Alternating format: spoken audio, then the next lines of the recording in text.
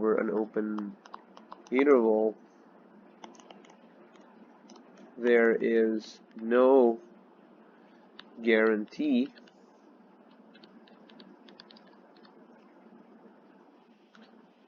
that a min or max, for that matter, it depends on the problem. Why they max exists. Unlike when the interval is closed and the function is continuous, unlike the case of closed intervals.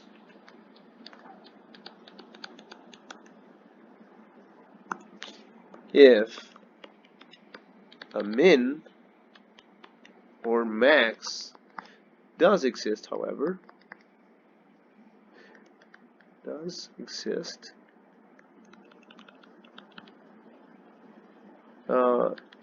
it must occur at a critical point. So if you're faced with a problem where you're expected to maximize or minimize something over an open interval, then if a min or max actually exists, so what they're asking you to find actually exists, which will probably be the case because they're asking that question, then that will happen at a critical point in the interval. So for example, if your function f tends to infinity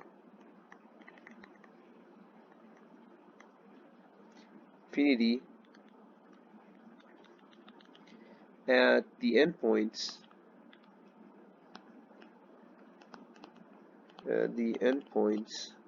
here the endpoints could be plus or minus infinity.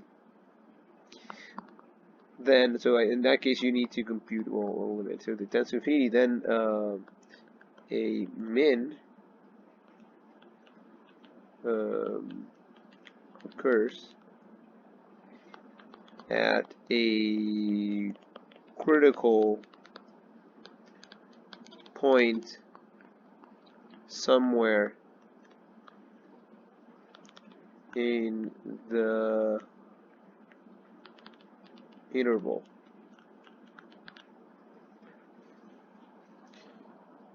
This is something like, the situation we have in mind is something like this. Suppose a function is defined between 0 and infinity, and it goes to infinity at 0, and it goes to infinity at infinity. This is the case of a function f, and f is defined from the open interval 0 infinity and goes to r. The limit when f of f as x goes to 0 plus is plus infinity, and the limit of f as x approaches, well, x goes to infinity plus infinity, no other infinity, we say f is not defined for negative values, is also plus infinity. So what this picture is confirming here is that there's a point, say this one, there's a point over here that has to be a critical point.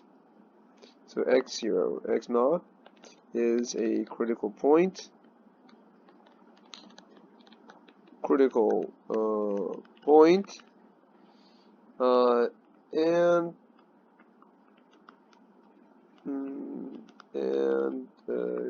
and a minimum, and it corresponds to a minimum, and it corresponds to a minimum.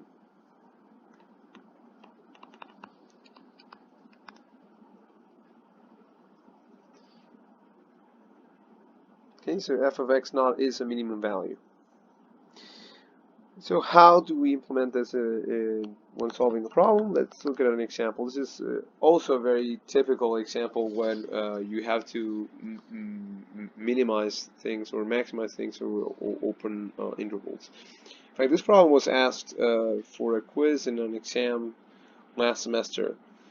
Now that things have changed because of the way we're going to be evaluating things, may not expect to have the same problem again because it's not, I mean, or some variants of it may be asked of you to solve, but it's not clear how.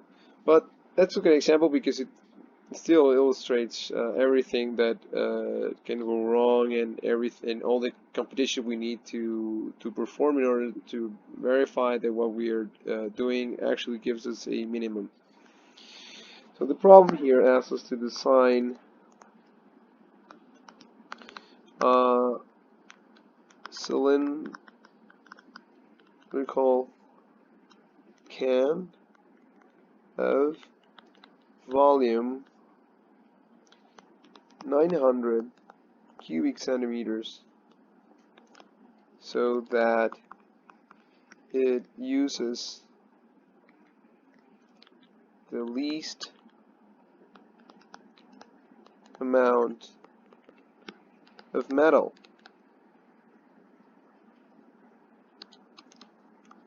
That is,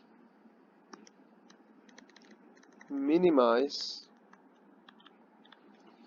the surface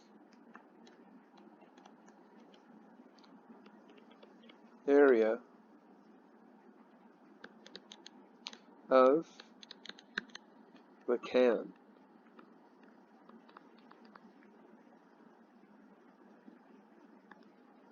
We have to, though, including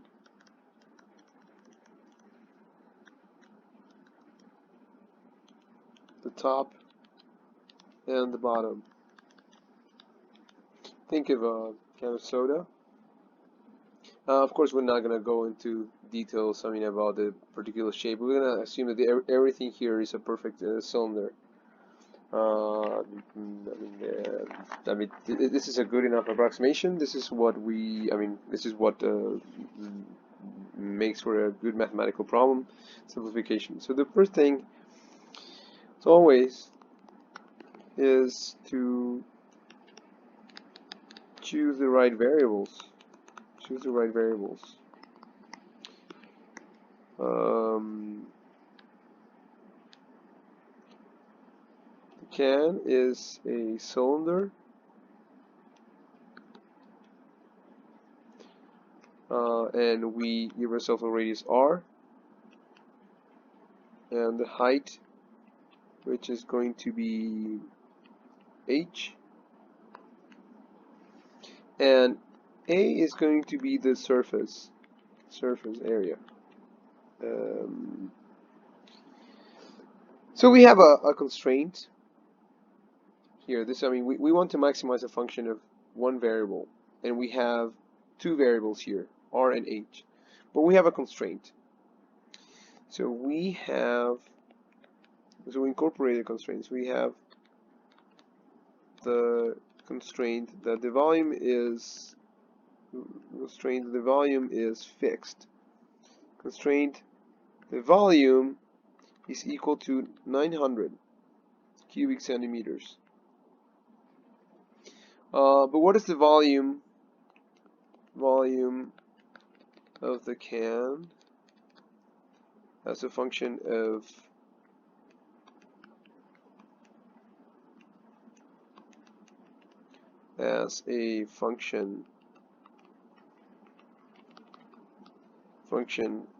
of r and h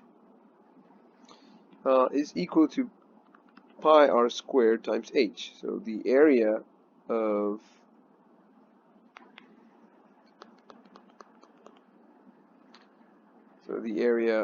the top or the bottom times, so the area here is this area. So the area, so the area pi r squared, and the total volume is the area of the base times the height. So this whole thing is r squared times h. So we have something that relates r and h. Let me just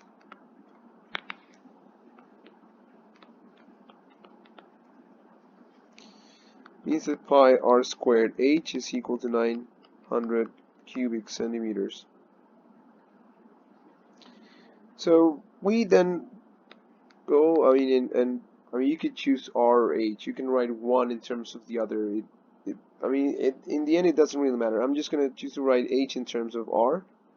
So it's going to be 900 over pi r squared. Again, so r, I'm going to forget now from now on about the units. It's understood that everything here is measured in either cubic centimeters, centimeters, or square centimeters. We can add that at the end of the problem. So we now have h in terms of r. So now we need to write down our objective function. So what is the objective function? Is the total area. So the area here, we need to compute the area in green times 2. So the area, total area is pi r squared for the top plus pi r squared for the bottom. And now we need to compute the area of the side, which is 2 pi r times h. How do we know that this is the area of the side? Well, if we were to cut this in here, so let's use this color here, blue color. We do a cut here, and if we open it up this direction, we're gonna get something like this.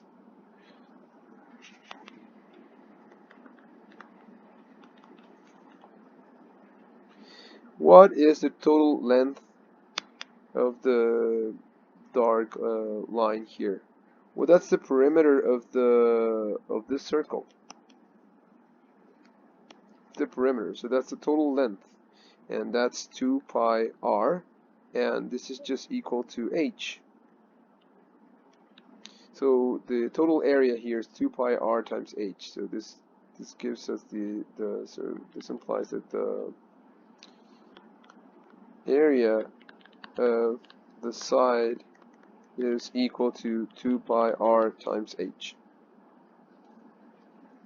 So going back to our formula, this is now the objective function. So it's a is equal to 2 pi r squared plus 2 pi r. But now, okay, we don't want an h floating around because we want to have a function of one variable. So we now look at what we obtained from the restriction, from the constraint that we had to reduce the number of variables, and we have that this is 2 pi r times 900 over pi r squared. Or finally, this is 2 pi r squared plus 2 plus 1800 over r. So the pi's will cancel out. You have one power of r here that goes away. 2 times 900 is 1800 over r. Okay. So that's the objective functions. That's what we want to minimize. Okay, so what are the restrictions that we have? Well, actually here, the only restriction that we have is the r, so the radius of the can has to be positive. It cannot be anything negative, and it cannot be equal to 0, because then this is not a physical thing, and then of course, if you have a 0 radius, then the volume will not be equal to 900, it will be 0. no matter what the height. Okay, so what are the constraints? So what is the domain? Domain of A is R plus minus the origin. This is because R has to be greater than 0. So we minimize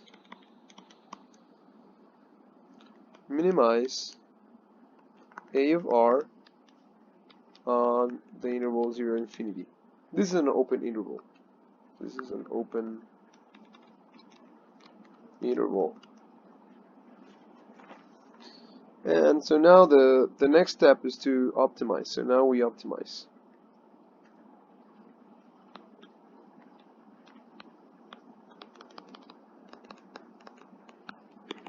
Now we optimize.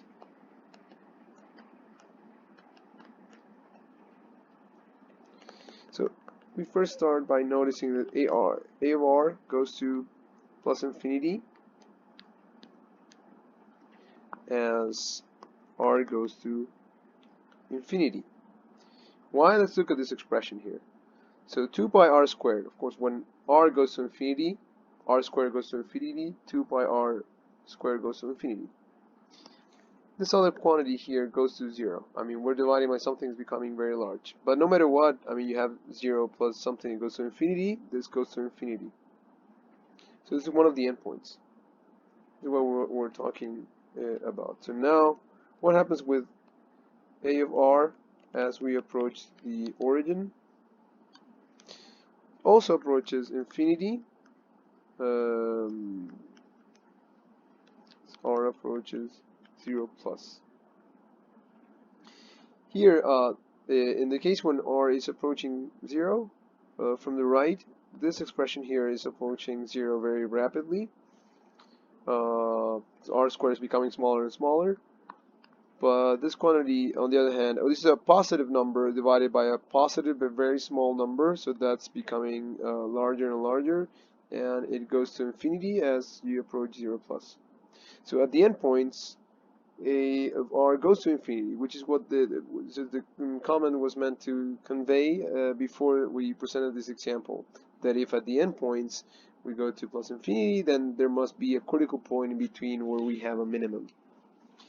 So now let's look at the critical points. We're just going to find one, but so that has to be the minimum because there's only one critical point. So we have that the derivative of A with respect to R is 4 pi R minus 1800 over R squared. And we set that equal to 0 because we want to find critical points. So this implies that R cubed is equal to 450 over pi, which then implies that R is equal to 450 over pi to the 1/3. I mean, you may want to check this with a calculator, but this is approximately equal to 5.33 centimeters. I'll check before. But okay, so this is what we obtain when we try to find critical point. We only find one critical point, so that has to be the minimum. Has to be the minimum.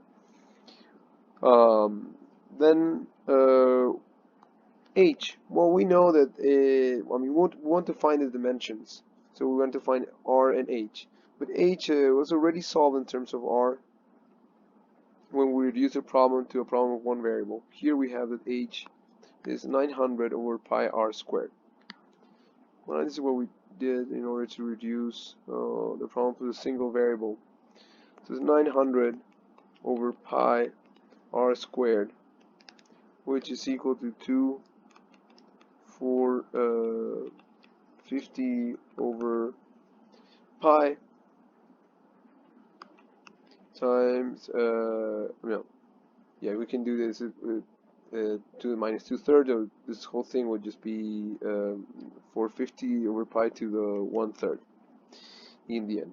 And this is actually, this is approximately equal to 10.46 centimeters.